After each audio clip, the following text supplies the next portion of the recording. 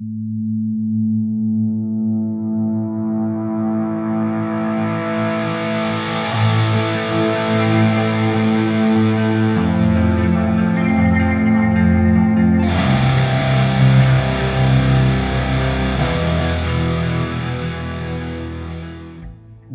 to the Dean Vaughn Music Podcast Show here in Las Vegas, Nevada. How's everyone doing tonight? I want to thank you for joining the show, and we have a special guest coming out of Fargo, North Dakota. We have a band called Entundra, and they've been around for a few years, and they just got signed with Curtain Call Records, and they have a brand new album coming out. And Entundra is currently working on their first studio album with Curtain Call Records.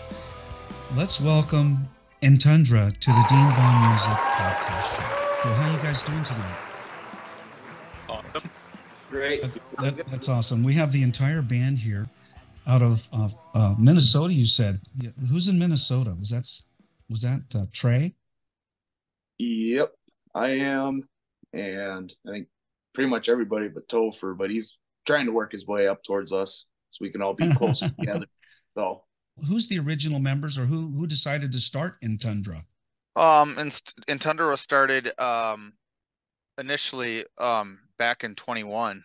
Okay.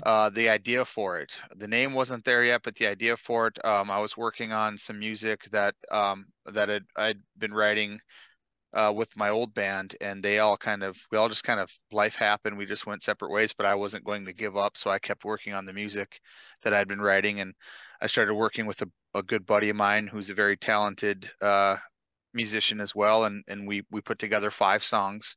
Okay. Dreams being one of them. Dreams, we just had an idea for it. We really liked a few versions we heard, so we just kind of did a twist on the original with a couple of other versions we've heard. And well, you guys did you did a great job on Dreams. I heard. Thank you. I watched the video. That's one of my favorite songs by Fleetwood Mac. Thank you. Yeah, that's a good one. And so yeah, it just kind of started with that, and then it just kind of blew up and blossomed into this whole ensemble that we have now. I had a couple of guys working with me on the project. You could call them original members, but they didn't work on the music with me. I think that the guys that are in the group now are as original as it's going to get, because I think they deserve all the credit with the level of talent that they have. And especially like Sam, he's been there for me. He came in probably about I don't know, less than a year after we actually initiated the band full on with the new name Entundra and everything like that. Sam's been kind of one of the rocks helping me hold everything down. And he had a lot to do with the record. When we released the record, he had a lot of creative insight. And Sam not only is our drummer, but he's played a lot of guitar on that record as well. Oh, wow. So he's the drummer and guitar player. No, Casey's the guitar player now, but Sam on the record did a lot of guitar work after the record. That's awesome. Casey came in after the record was done, and we've got a lot of new music with him and Sam as well that we're going to be doing, and Luke and Trai. So we've got this 5 dudes now. I don't have Luke on my radar for some reason. He's sitting well, he's new. He's Hi, new Luke. to the group. Welcome. Great to be here. Sorry, I popped in with Casey. Well, I'm glad you're here because you're in the band, and I want to get all of you guys. Christopher, so are you kind of is there a leader in the band? Is there a spokesman, or are you kind of all well, we had together? I would like to think we're all in it together. That's kind of my goal is I get a little overwhelmed with it and being a front man, and I kind of like to let my craziness out on stage. But everyone's been really good at helping me lead the way. I like to do it together. I don't like to push anyone aside and take the lead. Obviously, I'm the one that does the most of the talking, but I try to pawn it off on everyone else sometimes. Oh, absolutely. Like, hey, what do you guys have to say? It's a group effort. It's a group effort. Absolutely. And it's a collaboration between all of you guys equally. And that is the theme of my podcast show, that every band has said the same thing. We're like family, we're brothers. And we all write together. We're all in the room together, and we all promote together. and we're all on stage together. So it's a group effort. And I've been in 4 major rock bands. I was the lead singer for Danger, out of Hollywood Nice. back in the early '80s. So I played with Van Halen. I played with Motley Crue. Played with early Guns N' Roses before they were Guns N' Roses. Yeah, buddy. And me and Tommy Lee both went to Royal Oak High School together. So me and Tommy No kidding. Bass, Tommy Lee, Damn. and I used to go over his Mhm. house every day and watch him play his drums. So we were very good friends. Wow. And so I'm not just a podcast show guy. I'm a musician like you guys.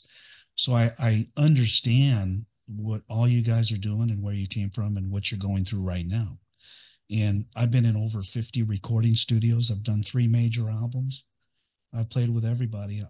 Timothy Gaines was my bass player. He used to be the bass player in Striper. Nice. And I just played with a lot of guys, man. I played with Lita Ford. God, I could go Do on you and still on. do you still play? Yeah, I still write and record. In fact, I'm in my recording studio right now. Awesome. And if you look me up, just look up Dean Vaughn and you'll find all my songs. I got a song I just released, well, not released, but it's called Tramp in Black Leather. And it's like this fast rock and blues tune, right? That's an awesome I song go, title. she's got the looks, brings the killer out of me. She's a dream come true. She's my fantasy. That's awesome. And I Yeah. wrote that song in the early '80s, man. So, when I do these podcast shows I got some really good ones coming up. I can't mention any names right now, but you guys are right in the mix of the Dean Vaughn Music Podcast Show. And I've got I can't even say their names right now. They're coming out. And after you guys, I got them next week. And I can't even say their names because if I do, the leak's going to be big. I haven't even told anybody, and I can't. But Oh, you'll, congratulations are in order. Yeah, buddy. it's Yeah. gonna blow Yeah. it's gonna blow the show out of the water, guys.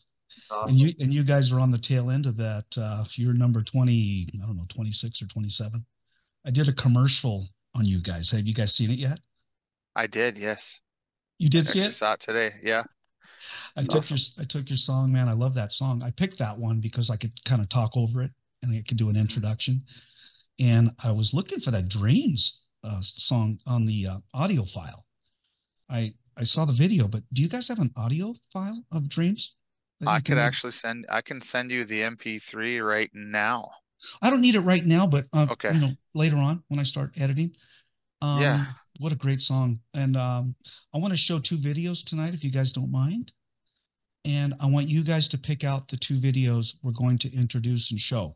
But first, I want to go through the rounds here. Okay, so up my top left, where am I at here? Sam, I want to hear from you real quick. Now, when you got in the band, first of all, tell me how long you've been playing your instrument. You are the drummer, correct? Right now, yeah. Okay. How long you've been playing drums? I have a very musical professional crowd that watches my show and a lot of musicians. Okay. So talk a little bit about your drum kit and what else you play and what kind of kit it is and how long you've been playing and how'd you get started and how'd you meet these guys? Go ahead. Well, drum kit I got right now is a Mapex. I'm really not that too technical about what I play. I just like to whatever you give me a drum set and I'll play as much as I can out of it. Okay. It's pretty much as cheap as you can get, I guess. But when did you start playing drums? When did you I start? started playing. I'm 16. I guess I kind of got interested in it just because I could play on my steering wheel while I drove. Okay. You have your sticks in your car? Brother, You bring your sticks yeah, in I might have to start investing in those there drumsticks. you go. Yeah. Bang on the steering wheel. My brother always played on the steering wheel, and I just kind of learned from him, like the basics of it, I guess. But then really getting into it, I got the video game Rock Band. That's where I really got. Oh, okay. Yeah. I used to play that. I played that as much as I could for probably 3 years straight. And, I just kind of learned off listening to music, watching people play, watching YouTube videos. Who's your favorite drummer out there, if you had to pick one? Right now, Morgan Rose out of Seven Dust. Okay. He's my favorite right now. I've always liked Chad Saliga. Have you always been in heavy metal? Have you played any other genres, or have you always been heavy metal? I've been a pretty big metalhead my whole life. I can appreciate other genres, I guess, but really, it's metal is all I'm about. You're dedicated. How about Metallica? You like a little bit of Metallica? The way they put it? I like their older stuff. I like their guitarists. I Right. love James Hetfield is awesome. I'm honestly not a big Lars fan. You're the first one who said that. You know, every band is like Metallica, man, Metallica. And you're the first one to say that. Yeah, no, they're That's down funny. to they're hardcore. They got their what do you want to call it? They got their fame and riches out. They deserve what they got. Obviously, I mean, people love them. But you know, when you're as old as I am, you remember when they came out? When remember Napster? Do you guys? I'm going. Oh back. yes, Yeah. I remember that very well. And you That remember, was my generation there. Okay, there you go. You remember Metallica? Man, they came out and they were pissed. And they were pissed because Napster was kind of taking money out of our pockets, right? And they were sharing all the albums and the music, and the downloads became free, right? We could share the music. And Metallica bitched about that. And I mean, it's no better today, right? We get a fraction of a penny for every download today. You know, we still don't make any money on the downloads, but they were one of the first bands to bitch about it, if you remember. And yeah, anyway, I remember watching Lars on TV. Actually, yep. That's right. That's right. Yeah, That's they did a parody on the MTV Music Awards where they went into the guy's bedroom and beat him up or whatever. Yeah, That's funny. yeah. Kicked his ass. Like Lars and James busted in this dude's bedroom and like, hey, what are you doing, punk? You know? Yeah, you punk it up. You taking him up music. That is too funny, man. Okay, but let me move on. I'm gonna just kind of give you guys a little. Casey, what are you doing down there with Luke? They're smoking a doob over there. What's going on? Just a camel. I'm just kidding. So tell me more, Luke, about how you got started. And let's see. Now, not Luke, but oh my God, I'm getting mixed up. That is Casey and Luke. Yeah, okay. on the All same right. camera. Yeah. You're the lead guitarist, Casey? You're the lead guitarist? Yeah. So And- I got okay. started kind of like Sam did. I got Guitar Hero when I was about 16 years old, and I was really good at it. And I just figured, hey, why not go get a real one? So I did, and I started out with some cheap Walmart, some Strat knockoff. It was junk. Right. It was garbage. Right. But I just stuck with it, and I actually became obsessed is what happened. So and here I am. I'm 33, so I was 16 when I started, so whatever that comes out. So you've been playing 14 years? Yeah, 13? roughly. Yeah. Yep.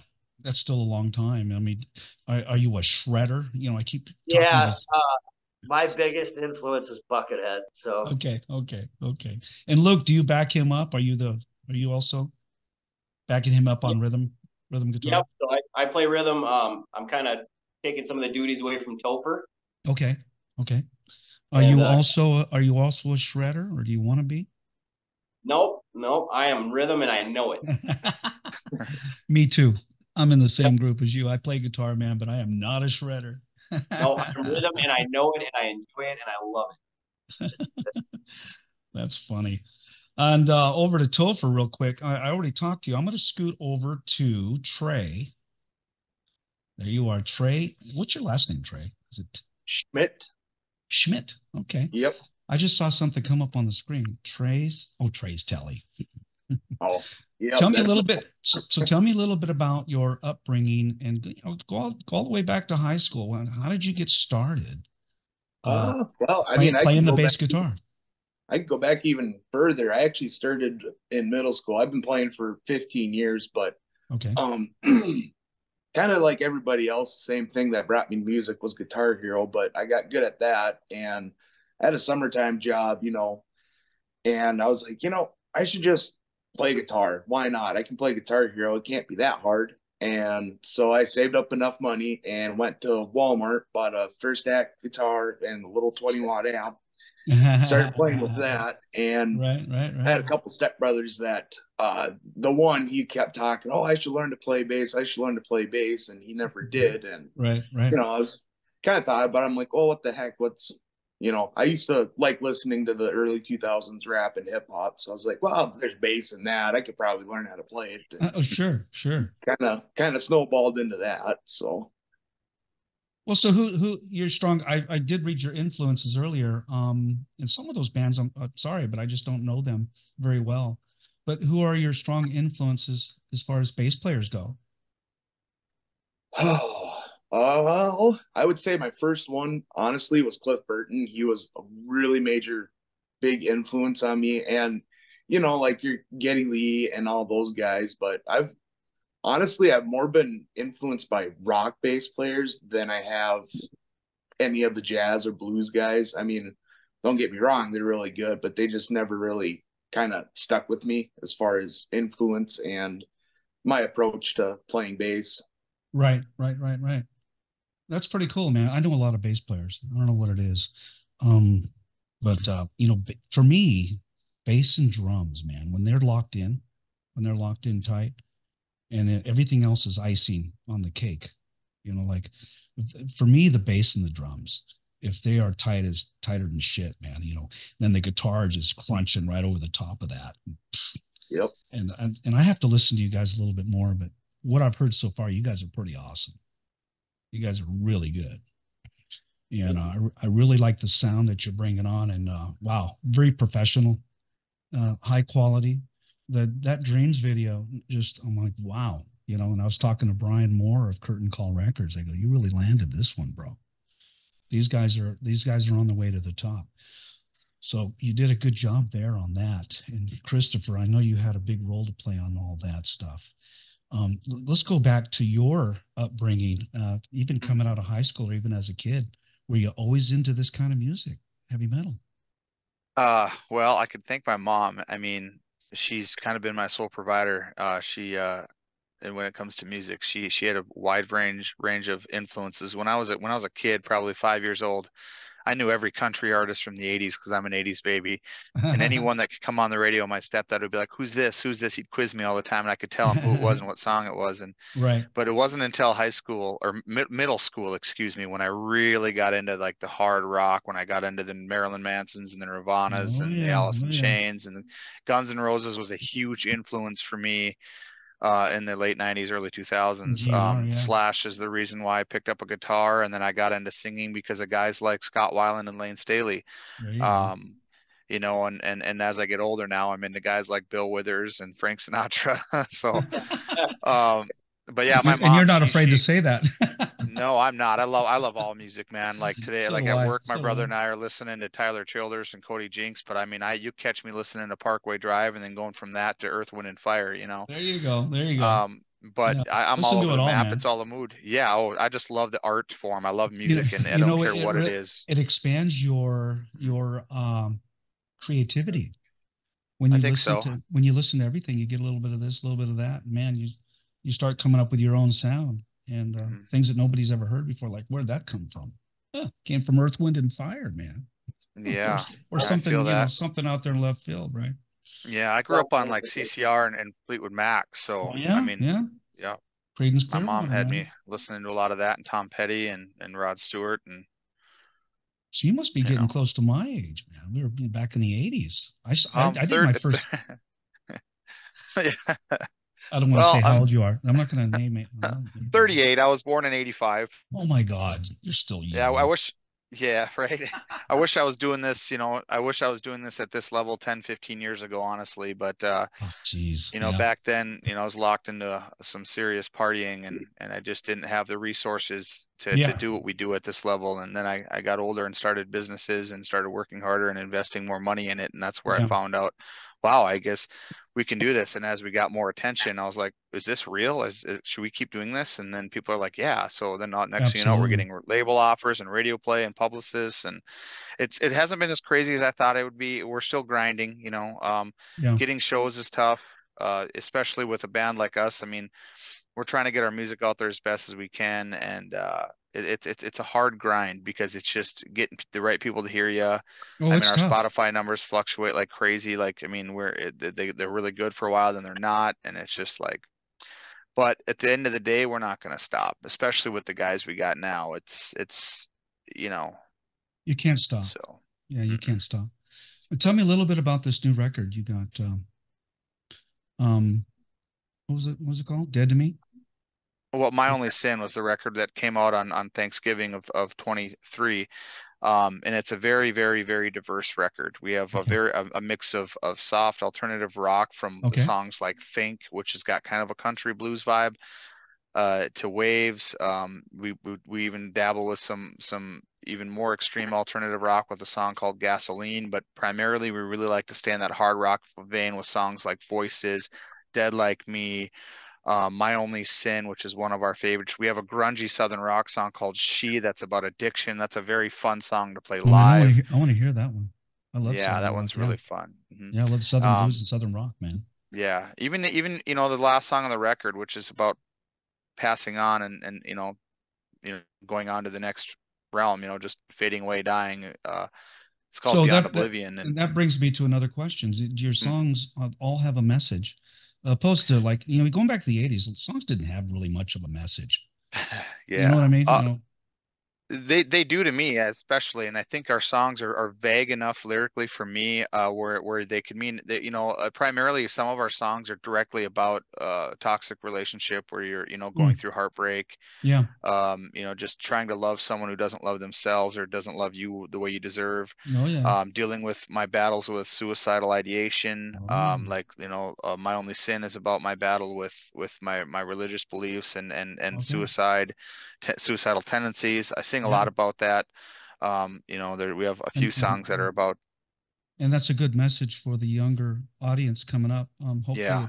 I'm sure it's a positive message. And It's to me, it's more or less when you listen to our stuff, you don't feel alone mm, as alone. mm, You're like, okay. wow, this person singing this song feels what I feel. Yeah. They're going through it too. They've been there. Like My Only Sin in particular, that song for some reason on our YouTube is getting thousands of streams. It's getting sent places that I don't even know, but it's people are seeming to feel that one, especially Think as well. But like I said, the diversity is there, and but yeah, I don't know. I think lyrically, I'd like to be more positive, but Absolutely. Yeah. the one thing when you listen to the radio is home, 1 out of 10 songs has got a real positive message. I think the message though is that we're not alone, no matter Yeah. what troubles we might be facing. Your sound is very clean. I'm on my 27th episode, and I'm doing Heavy Metal Madness right now. And a lot of the bands, I just did Fever Tree, who's a southern rock band, but with a gritty rock and roll edge, and very clean, man. The singer, me and Tim Dills, the lead singer for Fever Tree, got along really good because we're both like a Bad Company, Yeah, you know, uh, Paul Rogers singer.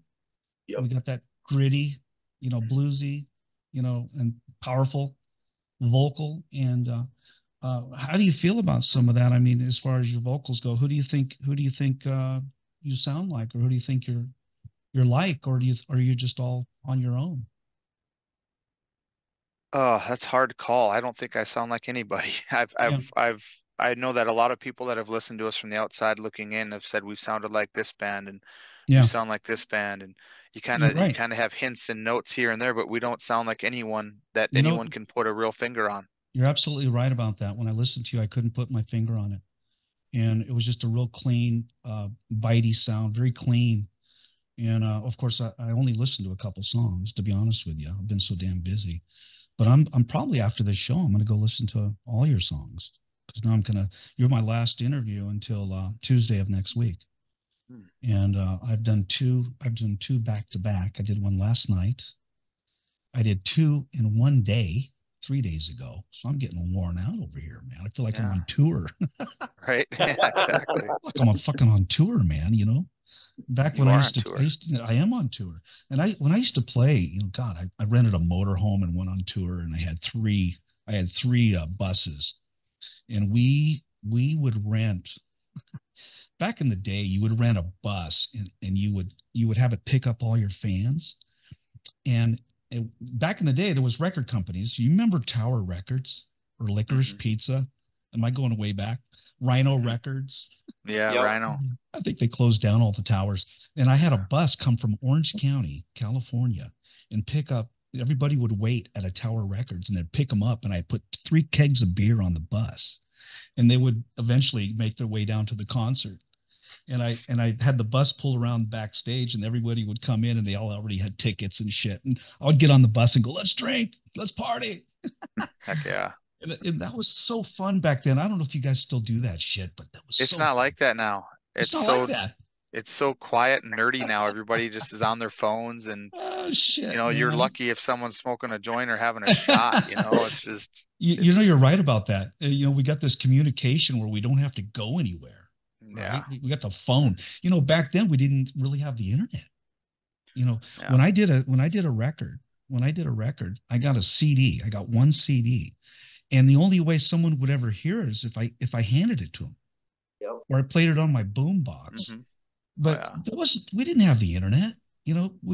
And to get signed by a label, you had to put on this big to do. You know, you had to do a showcase for A&R and Capitol and Elektra Records, and it was just ridiculous, man. It was so hard to get signed, you know.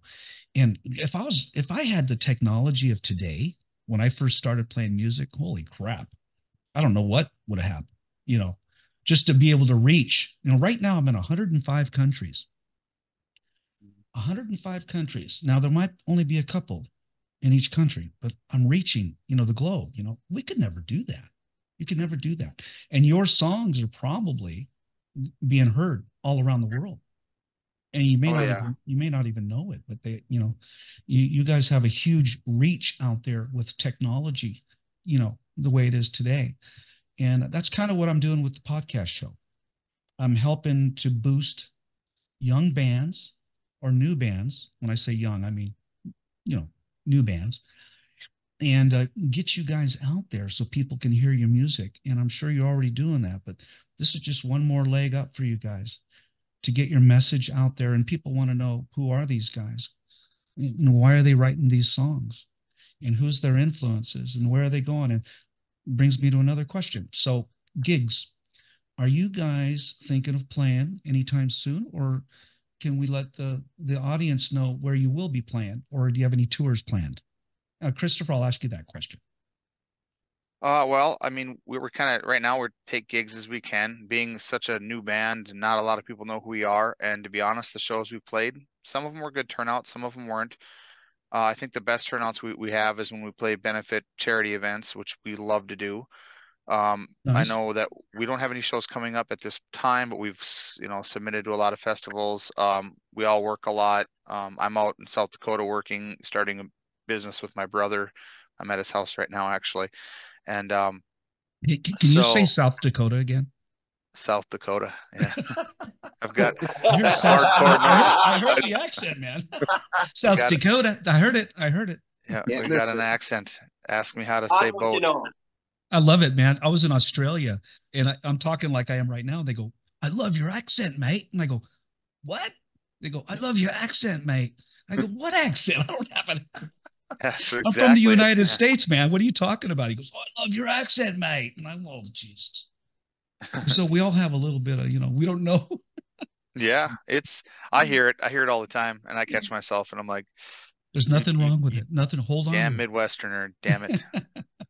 People all see the movie Fargo, and they're like, that guy right there, ask him about it. Fargo, yeah. Oh yeah, you betcha, don't you know, eh? Oh, yeah. You betcha. Oh, yeah. That was a great movie. That movie really set off, right? North Dakota. It was wild. Yeah. That is too funny. Might have over exaggerated a little bit though. Yeah, a little overrated. A little bit. Casey, I want to go back to you real quick. What kind of guitar do you play? I play Les Pauls. I'm a Les Paul guy. Love Les Pauls. Yep. Crunchy Gibson, man. Give me a little bit of deep history on your guitar playing. Has it always been Les Paul, or? No, God, no. I had to find the Les Paul. I still have a little bit of a love for PRS too. I started out with an Ibanez. My first real guitar was actually. I got an Ibanez.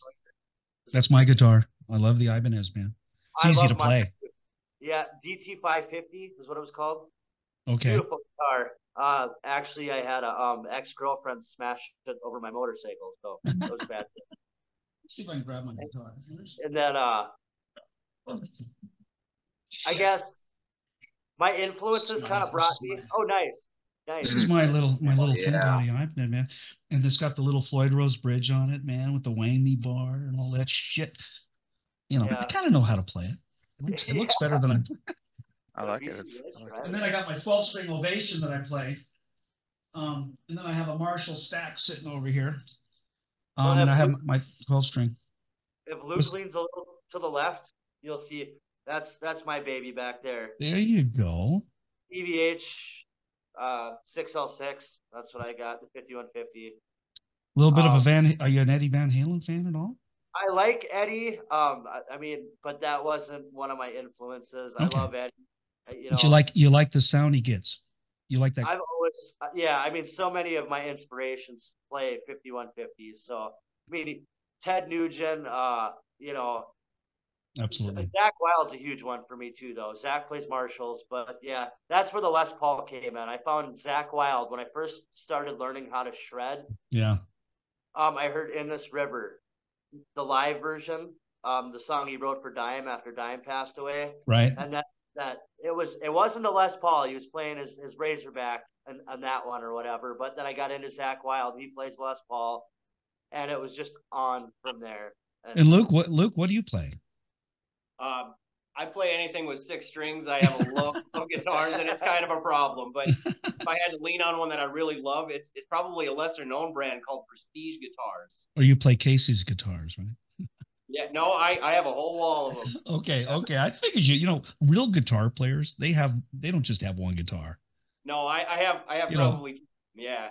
Real guitar players have at least, 5, 6, 10, 15, 20. Right. My guitar player had 20 guitars. I'm like, do you need that many guitars, bro? So, dude, I need a guitar for every sound. And it's they're made in Vancouver, I believe. It's a Les Paul with Seymour Duncan guts. So it's just a fantastic guitar. That's a beautiful guitar. I love the sound of the Les Paul. They're so easy to play. I have 5 of them. Yeah.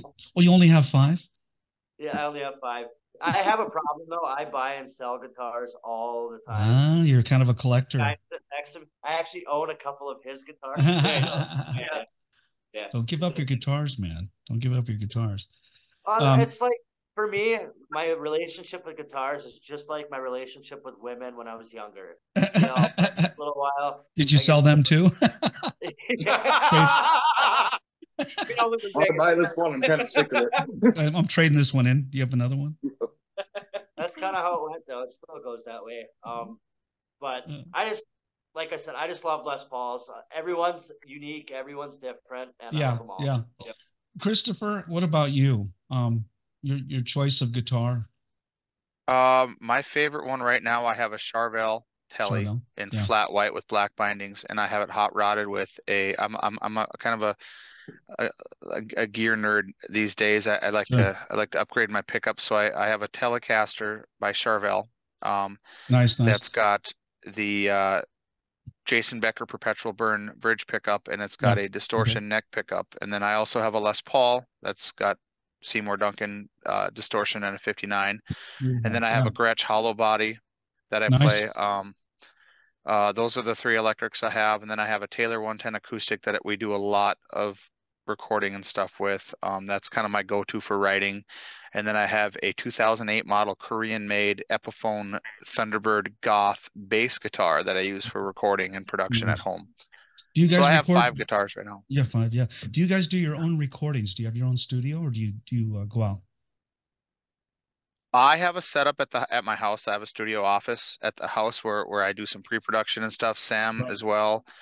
We all kind of have our little setups at home, but we do have a guy we work with locally in town because the quality, your quality is amazing. And are you having it mastered and engineered by an outside source, or are you guys doing all absolutely? That? Yeah, that's one thing I've always been kind of a stickler about is if we're gonna do this, like my first record ever with my old band, we recorded at Winterland Studios under Todd Fitzgerald.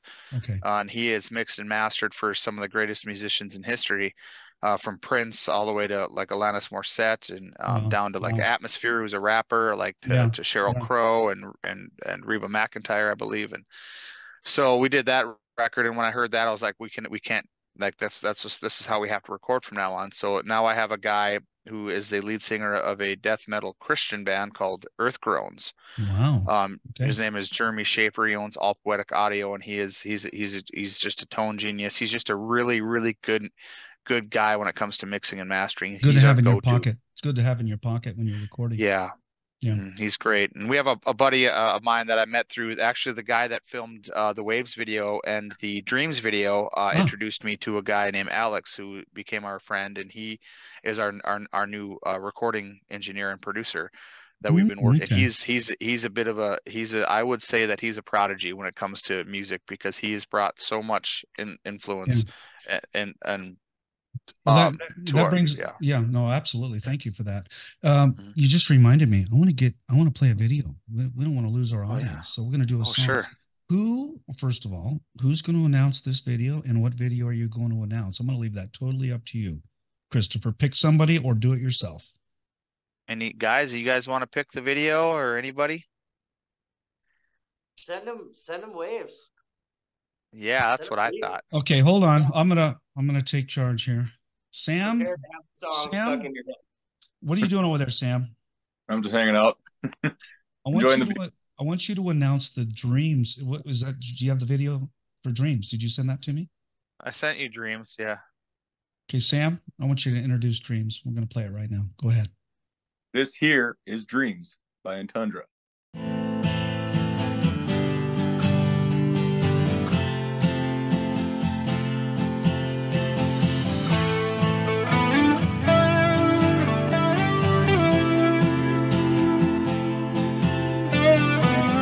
Now here you go again, you say you want your freedom.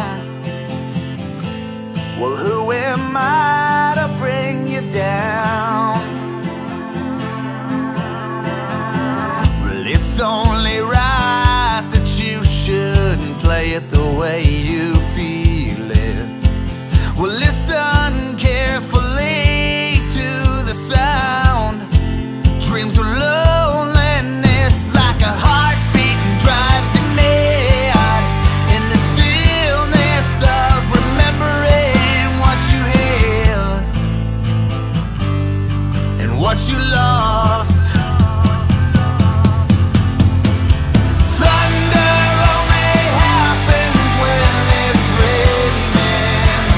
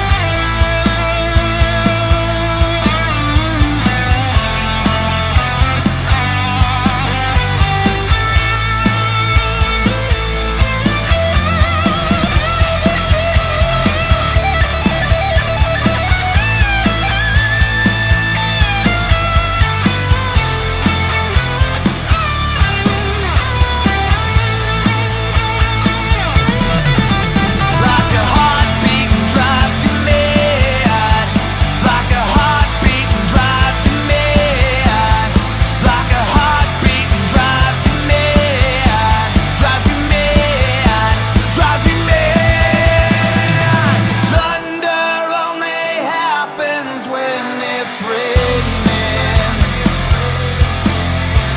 And players, they only love you when they're playing. I said, hey women, yeah, they will come and they will go. But when the rain washes you clean, you'll know. Yeah, you will know. You will know. Yeah, you will know. You will know. Yeah, you will know.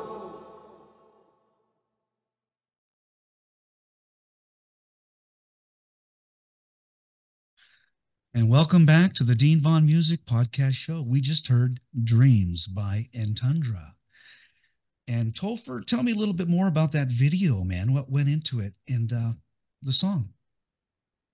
Well, the video, we have a venue in town called the Sanctuary. It used to be a church.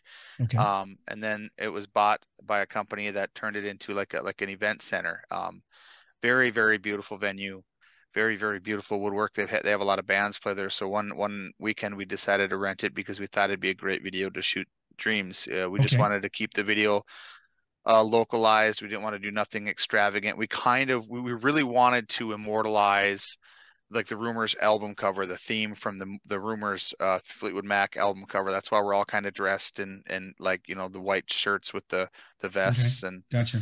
so we wanted to maintain the Rumors theme and also have a classy kind of elegant background that was warm. Very cool. So we rented that venue with that was a team of musicians that I worked with. The drummer and the guitar player in that video, they're the ones that went to the studio with me to produce that song. The female vocalist, her name is Jessica Vines. We thought it would be a really fun thing to bring her in because she's such a phenomenal singer. She's actually out in LA right now. She moved from Fargo to LA, and that's where she's performing and doing her thing out in LA now. And she did such a wonderful job on that song, and we just I knew really that she liked her was. voice. I liked her voice. Yeah, Yeah. I kind of wish she would have sang the whole song, to be honest. You know what though? No, you did it perfect, man. The male Thank you. vocal, you know, the crunchy male vocal, and then her coming in. Perfect. Perfect. Yeah, it was nice. It worked out so well, and it actually went from being something so random to this big ensemble. And Yeah. and Devin, the guitar player, actually did most of the production. And he's a real talented guy too. He's a younger guy, and he was a buddy of mine. And he's the one that did the first five or four. We have a fifth song we did that we haven't ever released. It kind of got B-sided. But we did 5 songs in the studio together, right before Entundra was initially formed. That I was doing an EP to produce a new band, which turned into Entundra, that he worked on with me. Him and I sat for months in a bedroom and produced all these songs together. So Well, yeah, tell me, it was it. Tell me a little more about the girl that sang on that. What was her name again? Jessica Vines. She's a, yeah, you can find her if you Google her name or go on whatever your favorite streaming service is, Yeah. and you look up her music. She's as Jessica Vines on Apple Music, Spotify, all Okay, that so stuff. she's You can her find own. her. She's YouTube. her own artist. She's a singer. Yep. And she She's has phenomenal. a band. Oh, yeah, she's great. Yeah, she does kind of jazzy, kind of Okay. poppy lounge music. I don't know. She's very great. I don't know. She's got it's very fun music. She's very Yeah. she's yeah. And she's fun got a music. great look. She's got a great look on the video. I really enjoyed that song. And you two really mixed well. I thought maybe she was in the band, but she's not in It'd the be band. great to have her in the band. It'd be great. So Would've she been a does great guest appearance. Will addition. she come out and play with you guys live when you go out? I actually haven't spoke to her since, to Okay. be quite honest with you. And that we did that video a while back now, and yeah, we haven't. We just, it was one of those kind of one-offs, you know, like And whose idea was it to bring her in?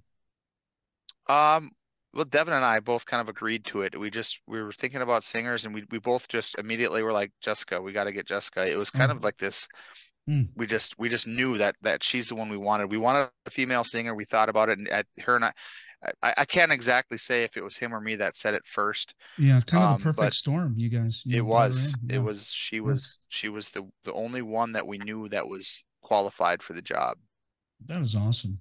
Mm. Trai, what are you doing over there? just kind of hanging out, doing bass player I heard things. it. I heard it. Right, hanging out. I'm hanging out, Rudy. Hanging out, hanging out. Every once in a while, it creeps through, you know. Oh yeah. Trey, did I ask you when you started music and all that? Did I ask you that already? Yep. I've been playing for 15 years. Kind of started when I was in middle school. Okay. And have you always been a heavy metal guy? You know? I would say when I was younger, you know, I was exposed to a lot of music through my grandparents. My grandma was a big country buff, and my grandfather actually he really liked his like the Shondells and all Yeah. that stuff. So Right. they had a record player. I was listening to all that, and then my mom, you know, introduced me to the '80s and went through that. So Right. I would say I was probably like 12 years old. My buddy showed me this heavy song, and I never liked the stuff before, but it kind of grew on me. I'm like, this is awesome. It's angry. I can get my frustration out. I freaking love it. So, Do you guys still listen to vinyl? Do you guys have any records? I Old love records? vinyl. I do. Yeah. Yeah, absolutely. Am I right? Are they coming back? Vinyl's kind of coming back a little Absolutely. bit? It's yeah, great. It's I a would great say so. market for collectors. It's a great Oh my market for God. people that want to experience it. I mean, You you know, can still buy uh like tube amp receivers for 10 grand, you know, but when you sit and listen to it when it's dialed in, you can actually hear the different elements of the band from different areas of the yeah, room. That's what's yeah. so beautiful about it. That is so cool, man. You know, I was hoping vinyl would come back because, you know, we went to the digital age. I don't know if you guys remember DAT recorders, and then we went on to Yeah. digital, you know, all that stuff, and CDs and everything else. And I go, I hope albums come back one day because, you know, it's a tangible piece of art that, you know, especially young artists, they can go out and look at it and they can, you know, see it, touch it, feel it, put it on the turntable, crank it, you know, like we did when we were kids, or when I was a kid anyway. And we're so like click, download, click, download. It's just, you know, we listen to it and we enjoy it, but isn't it kind of nice that we can go get an album?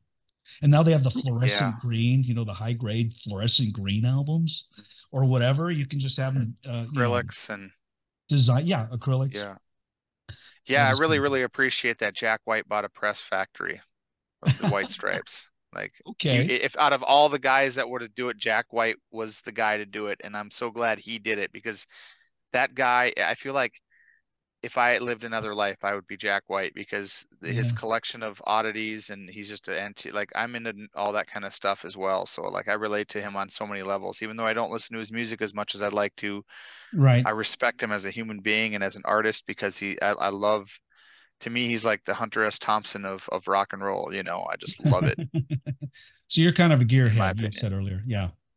So you're into I everything. and Yeah. Yeah, I'm into everything. Even though you probably laugh at my stage rig. I got rid of all my heavy stuff, and now I play on a Pod Go by Line 6. But with Okay. processing nowadays, tones emulators have come so far with tone that when you're playing through the front of the house, I mean, it fits in a briefcase, and you just just a smaller version of the Helix, and I've got all the different amp sims in there. I can Nice. upload.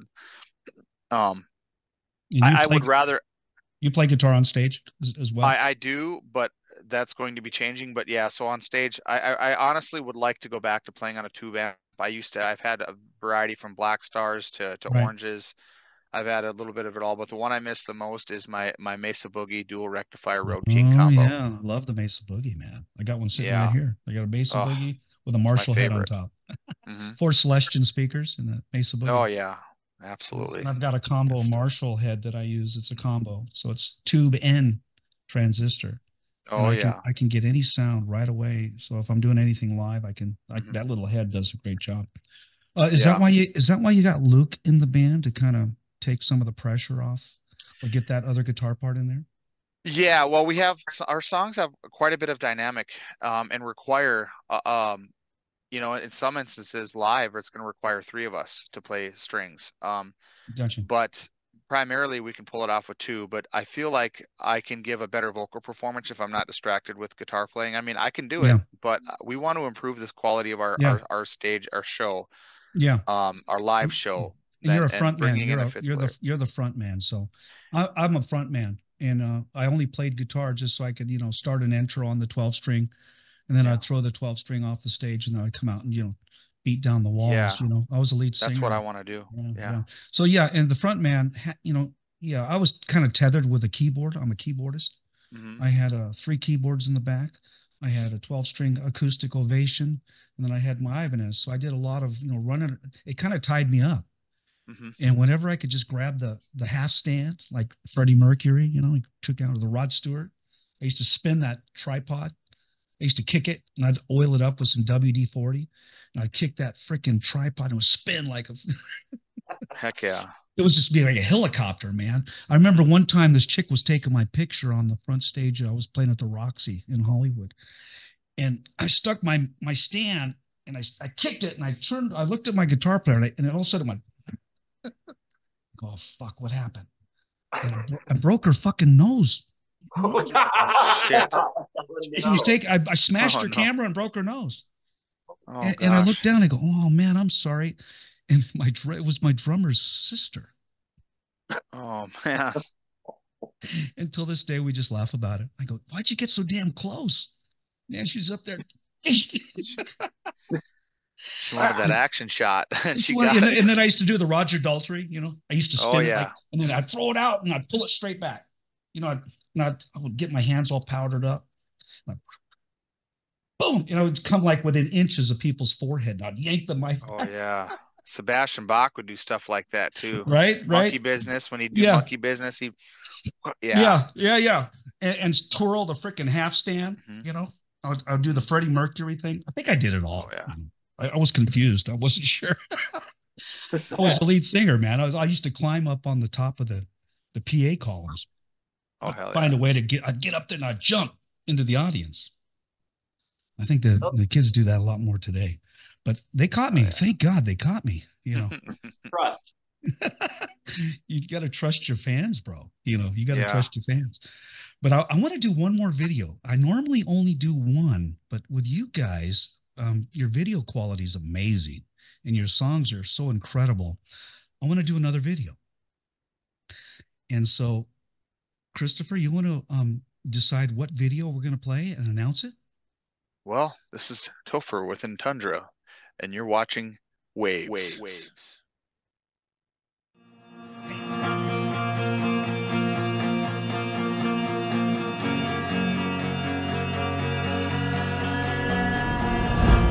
An effort of hope, you wanted me to change. I tried my best, it was never enough, so you walked away, leaving a trail of guilt inside your pain.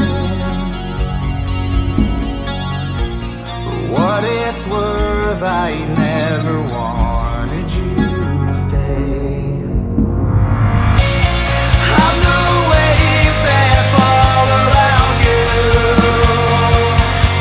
oh, crashing down upon the sand, oh, washing away what's left behind you,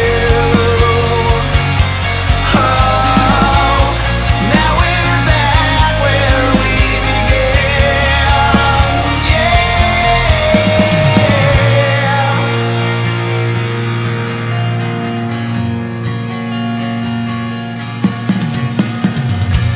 You tried so hard to find your peace,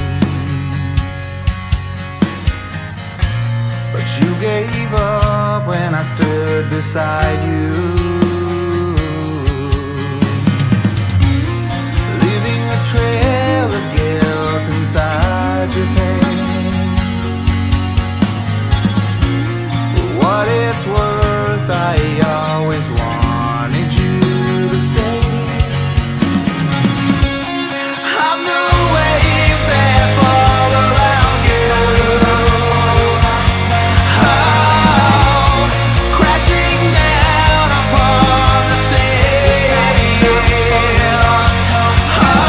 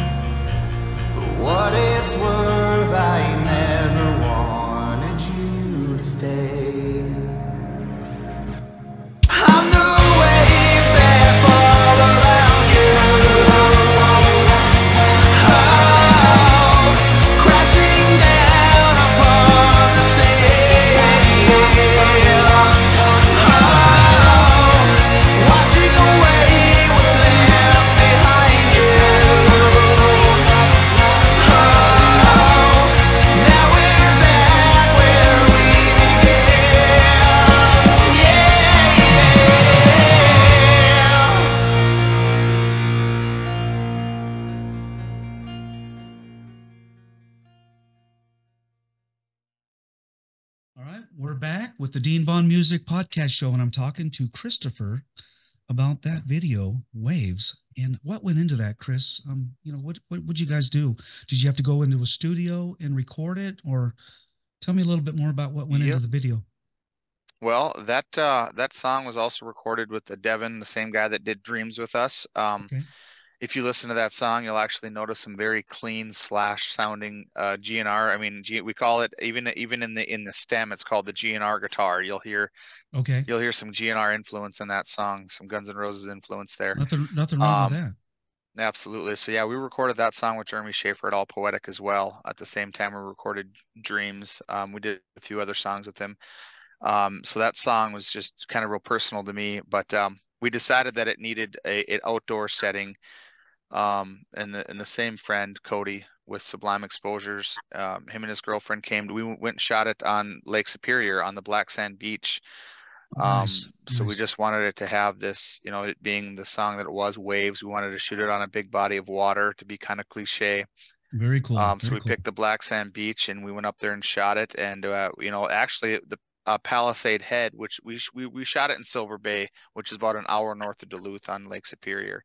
And if you remember the movie The Good Son with Macaulay Culkin from the 90s, the opening scene where I'm on that giant cliff face with the drone footage, that was the same cliff that the cliff scene from The Good Son was shot on at Palisade Head there. That's awesome. That's awesome. So Macaulay Culkin and they're all, they all filmed that movie. Little piece of trivia there for people to look at. Yeah, absolutely. So that was a very cool feature. What's the song about? Waves. Well, it's just when I was married to my ex-wife, it was a very ebb and flow relationship. You kind of a love-hate where it was good till it wasn't, and it wasn't good. So like the waves thing, I'm the waves that fall around you because water recedes, right? But the tide always comes in. So it was such a back and forth relationship, and she was battling her own demons. Her mom passed away from pneumonia, and it was just a very hard relationship to navigate. And we tried to be friends later on. We didn't talk for 5 years after we separated. And that song was kind of written about a year or two before. So the song talks about, it's really a meaning relationship based. Yeah, and eventually it came to an end, which is the song goes, I never thought that giving up would leave an emptiness inside, burning out our love. Shipwrecked like an anchor tied around my waist, sinking to the bottom and it can't be saved. That was the ultimate. Yeah, that was the ultimate demise. We all ultimately, it didn't work out. And as much as we were back and forth and tried, you know what I mean? And she was one woman that I really, really, really had a soft spot for. I think your best songs are out of experience and relationship, things that actually happen to you, and that's the best songs, Yeah. And people really can feel it. They can feel your meaning and feel what you're talking about, Yeah. It's hard to stand by someone who just can't, that's what it's about too. It's like, standing by someone who just. Yeah. Is it me or are songs becoming more meaningful with a message? More so, and I'm going back to the 80s, when you had like Warrant, you had bands like Warrant where She's My Cherry Pie, who gives a shit? But, there was no message in the early 80s songs. There was a lot of big hits. I'm talking about the kind of the shallow side of the 80s. Songs, I mean, there just wasn't no message there. And that's why country, remember when country got big?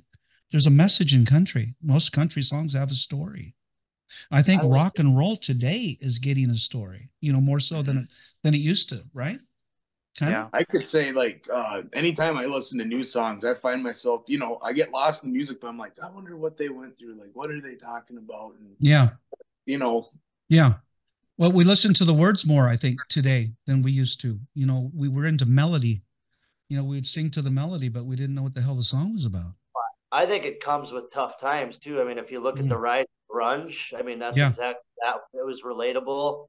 That's one thing Topher is really good at too. He writes lyrics that are they're not too vague, but they're perfectly relatable for anybody to understand or to relate with, and not too deep where you get lost in the lyrics. You just still understand.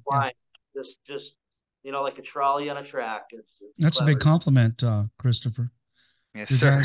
Guys, you guys really like playing with you, I'm sure. and you guys are like a family. You're like a family, and you all work your asses off, and then you still come together and put together great music. And I know I can look at you guys and go, you guys are working your asses off to make this thing happen, because it's not easy. You go to work all day, construction, you come home, you're tired, you barely have time to take a shower, you get in the rehearsal studio, you belt out a few tunes. Now, tell me if I'm wrong, but when you get in the studio, you've had a long day at work, you get in the studio and you start rocking. Do you just forget about everything that happened? Like you had a bad day at work? Who gives a shit? Once you start rocking and roll, when I went in the studio, man, I forgot about everything. It's And the the guys best would drug be, my band would be smoking doobs. You know, I didn't even, man, I get high and go in the studio and everybody was smoking, man. And I was a singer. I took care of my voice, you know. I just didn't smoke. And I'd go in the studio. Oh my God, you guys are getting me high right now. I'm forgetting the lyrics. I'm forgetting the fucking words, you know. And I used to love being a singer, but I took care of my voice. I really did, because I'm a screaming singer. I scream really high. I got a 5-octave range, and I would just hold those freaking high notes, man. And I'd be like, if I'm buzzed or stoned or drunk, I'm not gonna make it, man. I'm not gonna make it. You know, and Coke was real big back in the day. You know, the Oh, white yeah. stuff, man. That kept me going, man, till like 2, 3, 4 in the morning, man. And then Oh, I'd yeah. have to drink to come back down. It was Hmm. just a mad cycle. You know, in the 80s, that was really big deal. You know, I remember it being at the Roxy up there, man. And shit, Ozzy Osbourne was there. There was all kinds of rock dudes there. Tommy Lee was there that night. And it was crazy, man. I won't even go into details because I'll get in trouble. But it was a fun night. Hollywood was a blast. Have you guys been out to LA? Any of you guys? I've No, been Not there. yet. No. Oh man, you know, it's changed. It's really changed.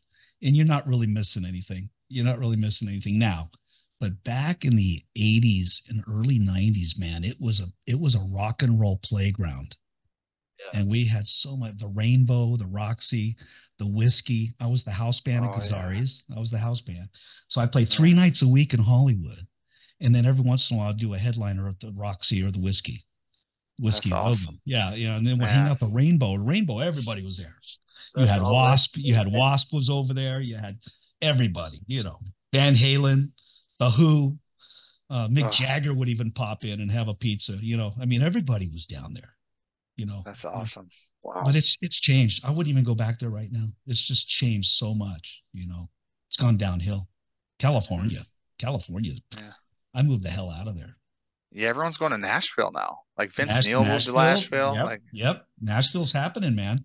hmm Awesome. I wouldn't mind going down to Nashville, hitting some of Yeah. the clubs. Yeah. So tell me, do you guys have any plans on tours or gigs or getting out of North Dakota and playing, or there's some clubs in North Dakota that you're playing at that we want people to know about? Is there anything you want to talk about? Let's say, Christopher. Well, we've been playing at the aquarium in Fargo, but we've been trying to play more down in the cities. We've been playing a bar down there as well, and we're trying to branch out. It's kind of tough networking with the, other bands and stuff. Yeah. I'm gonna be honest. I feel kind of like the underdog. I see a lot of other bands that are writing music that sounds like everyone else that are gigging their asses off. And then there's bands like us that we're lucky to get a gig every couple of months, and I don't know what we're doing, if we're just not networking or reaching out enough. Maybe we're not doing enough work our own or creating. Well, the whole goal is to create our own scene, to create our own Well, market, because yeah, you're creating a sound right now, and your quality is amazing.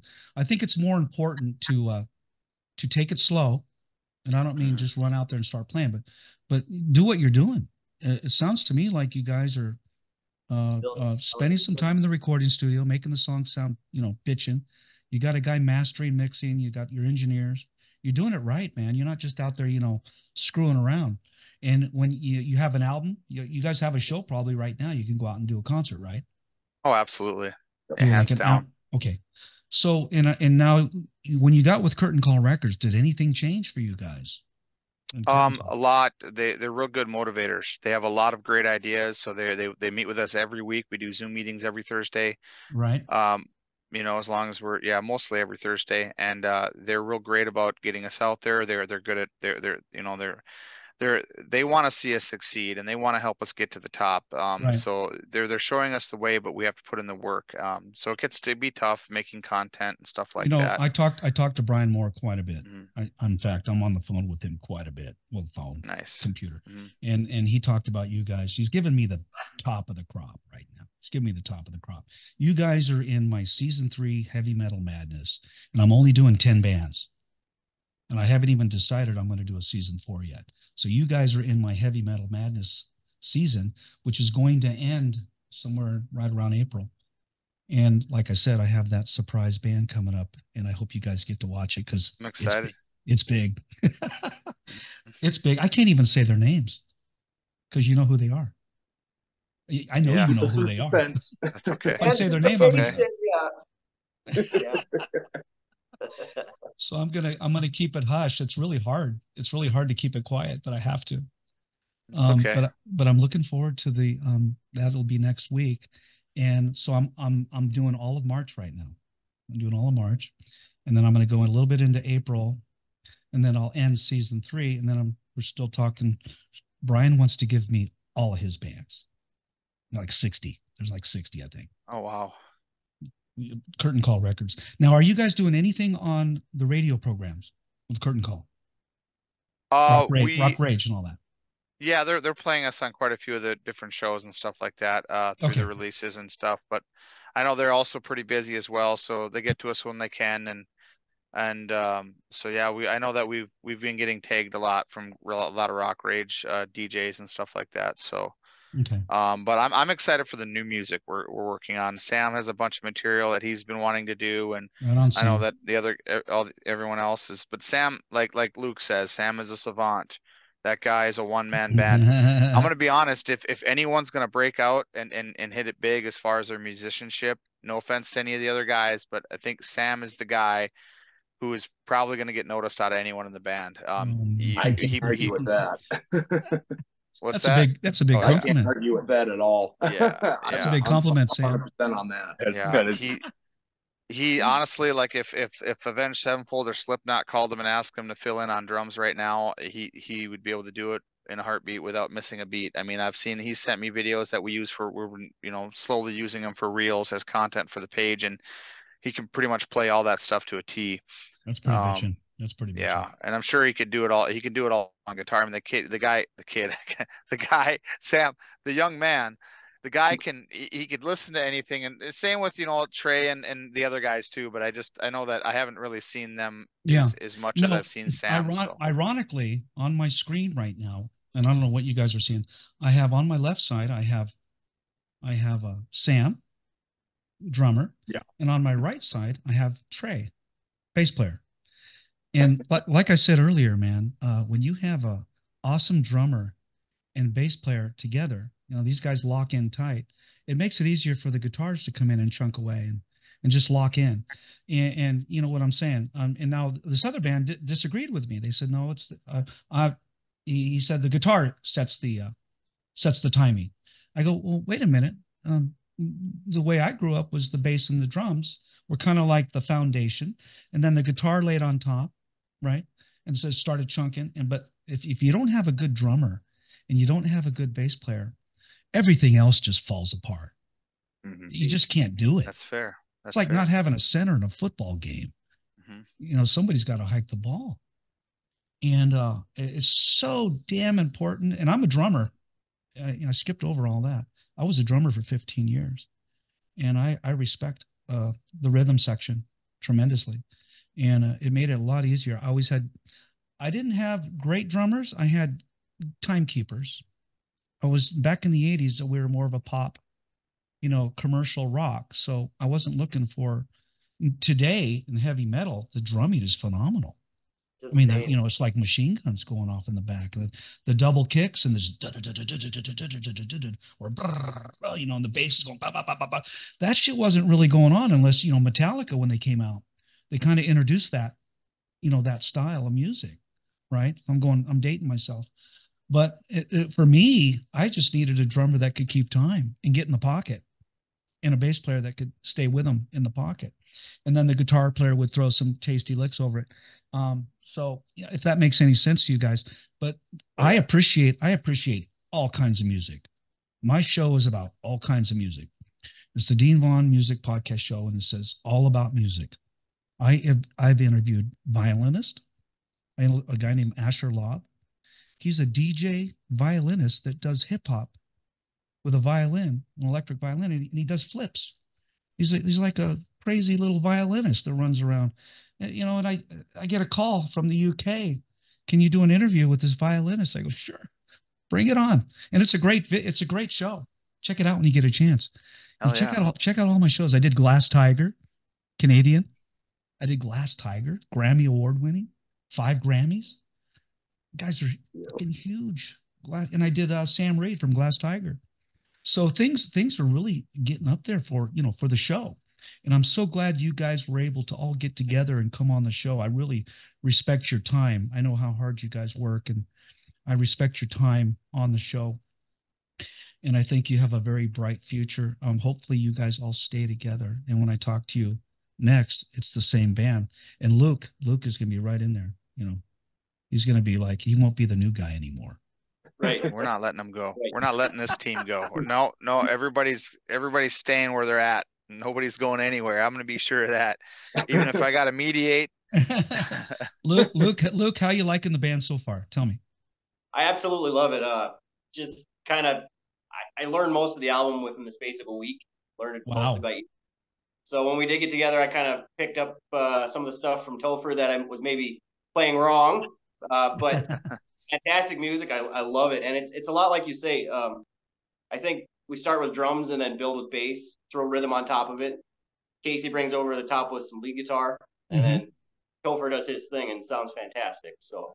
And that makes sense. Now, do you guys do anything like, Iron Maidens? I always think of the Scorpions when you have like 2 guitar players, or AC/DC even, where you're doing one part and you mesh 2 parts together. Do you guys do any of that? Me and Sam haven't got to record together yet, but I would almost guarantee it'll be on our next album, because me and him are both big fans of that. Because it's kind of cool when 2 guitar players come together with 2 different parts, and then they come together and it makes a bitchin' song. Oh, it's the shit. I'm on board with that. So that's fucking awesome. You guys are great. Great looking band, great sounding band. You got a huge future ahead of you, and I really wish you guys the best of luck. And I'm gonna head towards wrapping up the show now. And thank you for coming tonight and allowing me to play those videos. Thank you, Christopher. And I want to thank you guys for showing up and joining me on the Dean Vaughn Music Podcast Show. Thanks for having us. Thanks so much for the opportunity. We appreciate you having us. Well, thank you. Thank you. Absolutely. Thank you, Trai. Thank you, Trai. And Topher, thank you so much for the insight. And I really wish you guys the best of luck in the music business. And I hope the next time I see you, you guys are on tour. And I'll thank be you, looking sir. for you. Okay? We're working on it. All right. Thank you. Absolutely. And good night. Thank you.